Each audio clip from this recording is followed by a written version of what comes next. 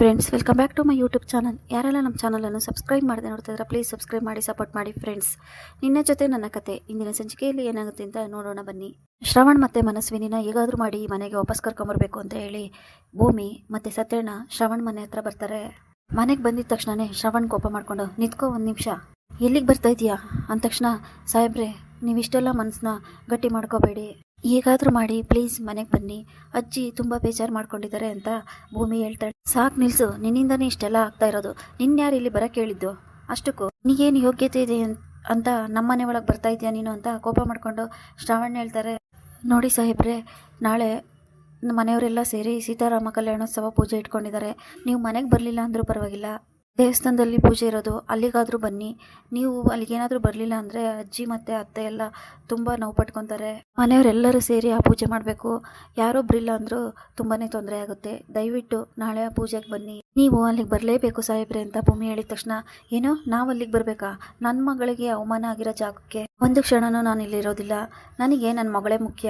ಇಷ್ಟೆಲ್ಲ ಅವಮಾನ ಆದಮೇಲೂ ನಾನು ಆ ಜಾಗಕ್ಕೆ ಬರ್ತೀನಿ ಅಂತ ಅಂದ್ಕೊಂಡು ಯಾವ ಧೈರ್ಯದ ಮೇಲೆ ನೀನು ನನ್ನ ಕರೆಯೋದಕ್ಕೆ ಬಂದೆ ಅಂತ ಕೋಪ ಮಾಡ್ಕೊಂಡು ಶ್ರವಣ್ ಬೈತಾನೆ. ಸಾಹೇಬ್ರೆ ದಯವಿಟ್ಟು ಅರ್ಥ ಮಾಡ್ಕೊಳ್ಳಿ, ನೀವು ಪೂಜೆಗೆ ಬರಲೇಬೇಕು. ದೇವ್ರ ವಿಷಯದಲ್ಲಿ ಕೋಪ ಬೇಡ, ದಯವಿಟ್ಟು ಬನ್ನಿ ಅಂತ ಭೂಮಿ ಹೇಳ್ತಾಳೆ. ಆಗ ಸತ್ಯಣ್ಣ, ಸಾಹೇಬ್ರೆ ಅಜಿತ್ ಏನೋ ನಿಮಗೆ ನೋವು ಮಾಡಿರ್ಬೋದು, ಆದರೆ ಮನೆಯವ್ರಿಗೆಲ್ಲ ಈ ಥರ ನೀವು ನೋವು ಕೊಡೋದು ತಪ್ಪಲ್ವಾ? ವಾಪಸ್ ಬಂದ್ಬಿಡಿ ಅಂತ ಸತ್ಯಣ್ಣ ಹೇಳ್ತಾರೆ. ನೋಡಿ, ಮರ್ಯಾದೆಯಿಂದ ಇಬ್ರು ಆಚೆ ಹೋದ್ರೆ ಸರಿ, ನಾನೇನು ಮಾಡ್ತೀನೋ ನನಗೆ ಗೊತ್ತಿಲ್ಲ. ಏನಾದರೂ ನೀವೀಗ ಹೋಗಿಲ್ಲ ಅಂದರೆ ಮನೆ ಕೆಲಸದವ್ರನ್ನ ಕರೆಸಿ ನಿಮ್ಮನ್ನ ಆಚೆ ಕಳಿಸ್ಬೇಕಾಗುತ್ತೆ. ಶ್ರವಣ್ ಹೇಳಿದ ತಕ್ಷಣನೇ ಏನು ಮಾತಾಡ್ತಾ ಇದ್ದೀರಾ ಸಾಹೇಬ್ರೆ? ದಯವಿಟ್ಟು ಅರ್ಥ ಮಾಡ್ಕೊಳ್ಳಿ, ನನ್ನ ಮಾತನ್ನ ಸ್ವಲ್ಪ ಅರ್ಥ ಮಾಡ್ಕೊಳ್ಳಿ. ನಿಮ್ಮ ಕೋಪನೆಲ್ಲ ಬಿಟ್ಟು ಒಂದೇ ಒಂದು ಸಾರಿ ನನ್ನ ಮಾತನ್ನ ಕೇಳಿ. ನನ್ನ ಮೇಲಿರೋ ಕೋಪನ ನೀವು ಮನೆಯವ್ರ ಮೇಲೆ ತೋರಿಸ್ಬೇಡಿ, ದಯವಿಟ್ಟು ಬನ್ನಿ ಅಂತ ಭೂಮಿ ಮತ್ತೆ ಸತ್ಯಣ್ಣ ಕೇಳ್ಕೊಂತಾರೆ. ನೀವು ಒಳ್ಳೆ ಮಾತಲ್ಲಿ ಹೇಳಿದ್ರೆ ಅರ್ಥ ಆಗಲ್ಲ, ನಾನೇ ಕತ್ತಿಡ್ದು ನಿಮ್ಮನ್ನ ಆಚೆ ತಪ್ತೀನಿ ಅಂತ ಶ್ರವಣ್ ಹೊರಟಿರ್ತಾರೆ. ಅಷ್ಟರಲ್ಲಿ ಅಲ್ಲಿಗೆ ಅಜಿತ್ ಬರ್ತಾನೆ. ಏ ಭೂಮಿ, ಏನು ಮಾಡ್ತಾ ಇದೀಯಾ ಅಂತ. ಆಗ ಸತ್ಯಣ್ಣ ಮತ್ತೆ ಶ್ರವಣ್ ಇಬ್ರು ಶಾಕ್ ಆಗ್ತಾರೆ. ನೀವೇನ್ ಮಾಡ್ತಾ ಇದೀರಲ್ಲಿ ಇಬ್ರು? ಇವ್ರ ಹತ್ರ ಬೇಡ್ಕೊಳಕ್ಕೆ ಅಂತ ಬಂದ್ರ ಅಂತ ಅಜಿತ್ ಕೇಳಿದಾಗ, ಸಾಹೇಬ್ರೆ ಅದು ಅಂತ ಇರ್ತಾಳೆ ಭೂಮಿ. ಸಾಕು ನಿಲ್ಸು ಭೂಮಿ, ನಾನು ಹೊರಗಡೆ ಹೋಗ್ತೀನಿ ಅಂತ ಸುಳ್ಳು ಹೇಳಿ ಇಲ್ಲಿಗೆ ಬಂದಿದ್ಯಾ? ನನಗೆ ಗೊತ್ತಿತ್ತು ನೀನು ಇಲ್ಲೇ ಬಂದಿರ್ತೀಯಾ ಅಂತ. ಅದಕ್ಕೆ ನಾನು ನಿಮ್ಮಿಬ್ರನ್ನ ಹುಡ್ಕೊಂಡು ಇಲ್ಲಿವರೆಗೂ ಬಂದೆ. ಇಲ್ಲಿ ಬಂದು ಇವ್ರ ಹತ್ರ ಅವಮಾನ ಮಾಡಿಸ್ಕೊಂತ ಇದ್ದೀರಾ? ಇರೋದು ಇವ್ರದ್ದು ಅಂಥದ್ರಲ್ಲಿ ನೀವಿಬ್ರು ಬಂದು ಇವ್ರ ಹತ್ರ ಯಾಕೆ ಕ್ಷಮೆ ಕೇಳ್ತಾ ಇದ್ದೀರಾ ಅಂತ ಅಜಿತ್ ಹೇಳ್ತಾನೆ. ಅಷ್ಟರಲ್ಲಿ ಯಾರ್ದು ತಪ್ಪು? ಮಾತಾಡಿರೋದು ನೀನು ನನ್ನ ಮಗಳಿಗೆ. ನಿನಗೆ ಯಾರು ಅಧಿಕಾರ ಕೊಟ್ಟರು ನನ್ನ ಮಗಳ ಬಗ್ಗೆ ಮಾತಾಡಕ್ಕೆ? ನನ್ನ ಮಗಳ ಬಗ್ಗೆ ಮಾತಾಡಿದ್ದು ದೊಡ್ಡ ತಪ್ಪು ಅಂತ ಶ್ರವಣ್ ಹೇಳ್ತಾರೆ. ಆಗ ಅಜಿತ್, ಇರೋ ಸತ್ಯ ಹೇಳಕ್ಕೆ ಯಾರಿಗೂ ಭಯ ಬೇಡ, ಇರೋ ಸತ್ಯ ಏನಂತ ನಾನು ಆದಷ್ಟು ಬೇಗ ಎಲ್ಲರಿಗೂ ಸಾಕ್ಷಿ ಸಮೇತ ತೋರಿಸ್ತೀನಿ, ಆಗ ನೀವು ನನ್ನ ನಂಬ್ತೀರಾ ಅಂತ ಅಜಿತ್ ಹೇಳ್ತಾನೆ. ಏನೇ ತೋರಿಸಿದ್ರು ಅದನ್ನೆಲ್ಲ ನಾನು ನಂಬಲ್ಲ. ಏನೇ ಆದ್ರೂ ಕೂಡ ಇವಳೇ ನನ್ನ ಮಗಳು ಮನಸ್ವಿನಿ. ಏನೋ ಸಮಯ ಸಂದರ್ಭಕ್ಕೆ ಒಂದು ಸುಳ್ಳು ಹೇಳಿರ್ಬೋದು, ಅದಕ್ಕೆ ಇವಳು ನನ್ನ ಮಗಳೇ ಅಲ್ಲ ಅಂತ ನಾನು ನಂಬಲ್ಲ ಅಂತ ಕೋಪ ಮಾಡ್ಕೊಂಡು ಶ್ರವಣ್ ಹೇಳ್ತಾರೆ.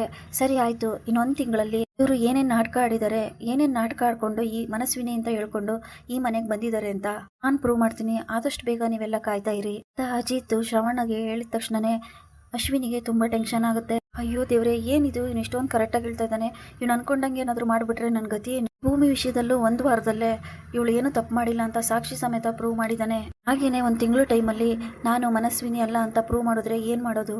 ಈ ಅಜಿತ್ ಏನಾದರೂ ಪ್ರೂವ್ ಮಾಡಿದ್ರೆ ಈ ಆಸ್ತಿ ಮನೆ ಎಲ್ಲ ನನ್ನ ಕೈ ತಪ್ಪೋಗ್ಬಿಡುತ್ತೆ. ಅಷ್ಟರಲ್ಲಿ ಹೇಗಾದರೂ ಮಾಡಿ ಈ ಆಸ್ತಿನೆಲ್ಲ ನನ್ನ ಹೆಸರಿಗೆ ಬರ್ಸ್ಕೋಬೇಕು ಅಂತ ಅಶ್ವಿನಿ ಯೋಚನೆ ಮಾಡ್ತಿರ್ತಾಳೆ.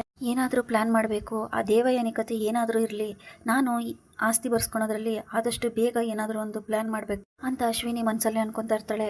ಭೂಮಿ ಬಾ ಹೋಗೋಣ ಅಂತ ಅಜಿತ್ ಹೇಳಿದಾಗ, ಬೇಡ ಸಾಹೇಬ್ರೆ ದಯವಿಟ್ಟು ಅರ್ಥ ಮಾಡ್ಕೊಳ್ಳಿ, ದೊಡ್ಡ ಸಾಹೇಬ್ರನ್ನ ಈಗಾದ್ರೂ ಮಾಡಿ ಒಪ್ಸಿ ನಾನು ಕರ್ಕೊಂಡ್ಬರ್ತೀನಿ. ಈಗಾಗಲೇ ಅಜ್ಜಿ ನನ್ನ ವಿಷಯಕ್ಕೆ ತುಂಬಾ ನೊಂದಿದ್ದಾರೆ. ಇನ್ನೂ ಇವ್ರು ಬಂದಿಲ್ಲ ನಾಳೆ ಅಂದರೆ ಅಜ್ಜಿ ಇನ್ನೂ ತುಂಬಾ ನೊಂದ್ಕೊಂತಾರೆ.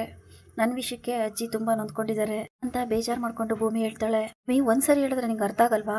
ನನ್ನ ಮೇಲೇನಾದ್ರೂ ನಿನಗೆ ಸ್ವಲ್ಪನಾದ್ರೂ ಗೌರವ ಮರ್ಯಾದೆ ಏನಾದ್ರು ಇದ್ರಿದ್ರೆ ನಾನು ಕರೆದ ತಕ್ಷಣ ನನ್ನ ಜೊತೆಗೆ ಬಾ ಅಂತ ಹೇಳಿ ಸತ್ಯಣ್ಣನ ಕರ್ಕೊಂಡು ಅಜಿತ್ ಹೋಗ್ತಾರೆ. ನಿಮ್ಗೇನಾದ್ರೂ ಸ್ವಲ್ಪನಾದ್ರೂ ಬುದ್ಧಿ ಇದೆಯಾ ಇಲ್ವಾ? ಹೋಗಿ ಅವ್ರ ಹತ್ರ ಬೇಡ್ಕೊಂಡು ನಿಂತಿದ್ದೀರಲ್ಲ, ನಿಮ್ಗೆ ಬುದ್ಧಿನೇ ಇಲ್ವಾ? ಯಾಕೆ ಈ ಥರ ಮಾಡಿದ್ವಿ? ಹಾಗಾದ್ರೆ ನನಗೆ ಬೆಲೆನೇ ಇಲ್ವಾ ಅಂತ, ಮಾತ್ ಮೇಲೆ ನಿಮ್ಗೆ ನಂಬಿಕೆನೇ ಇಲ್ವಾ ಅಂತ ಅಜಿತ್ ಹೇಳ್ತಾನೆ. ಸಾಹೇಬ್ರೆ ಇದು ನಂಬಿಕೆ ಪ್ರಶ್ನೆ ಅಲ್ಲ, ಪ್ರೀತಿ ಪ್ರಶ್ನೆ. ಯಾಕಂದ್ರೆ ಮಗ ಮತ್ತೆ ಮೊಮ್ಮಗಳು ಇಬ್ರು ಕೂಡ ಮನೆಯಿಂದ ದೂರ ಆಗಿದ್ದಾರೆ. ಆಗಿದ್ಮೇಲೆ ನಾವೇನ್ ಮಾಡಕ್ಕಾಗುತ್ತೆ? ಅಜಿತ್ ಹತ್ರ ಭೂಮಿ ಹೇಳಿದಾಗ, ಸಾಕು ನಿಲ್ಸು ಭೂಮಿ, ನೀನು ಏನೇನೋ ಮಾಡಕ್ ಹೋಗ್ಬೇಡ, ನಾನು ಸಾಬೀತ್ ಮಾಡೋವರೆಗೂ ನಿಮ್ಮ ಪಾಡಿಗೆ ನೀವು ಇದ್ಬಿಡಿ, ಹೋಗ್ಬೇಡಿ ಅಂತ ಅಜಿತ್ ಹೇಳ್ತಾನೆ. ಆದ್ರೆ ಅಜ್ಜಿ ಪಾಪ ಊಟ ತಿಂಡಿ ಬಿಟ್ಟು ಮಾತ್ರ ಮುಂದೆ ಕೂತಿದ್ದಾರೆ. ಅವ್ರು ನೋಡಿದ್ರೆ ನಂಗೆ ತುಂಬಾ ಬೇಜಾರಾಗುತ್ತೆ. ಇಂದಾನೆ ಇಷ್ಟೆಲ್ಲ ಆಗಾಯ್ತು ಅಂತ ನಂಗೆ ಅನಿಸ್ತಿದೆ ಅಂತ ಭೂಮಿ ಹೇಳ್ತಾಳೆ. ಭೂಮಿ, ಇದೇ ನಿನಗೆ ಲಾಸ್ಟ್ ವಾರ್ನಿಂಗ್, ಇನ್ನೊಂದ್ಸರಿ ಏನಾದ್ರೂ ನಿನ್ನ ಮನೆಗೆ ಹೋದ್ರೆ ನಾನು ನಿನ್ ಜೊತೆ ಯಾವತ್ತಿಗೂ ಮಾತಾಡೋದಿಲ್ಲ ಅಂತ ಅಜಿತ್ ಹೇಳ್ತಾನೆ. ಆಗ ಭೂಮಿಗೆ ತುಂಬಾನೇ ಬೇಜಾರಾಗುತ್ತೆ. ಇಲ್ಲಿಗೆ ಈ ಸಂಚಿಕೆ ಮುಕ್ತಾಯವಾಗುತ್ತದೆ. Thanks for watching.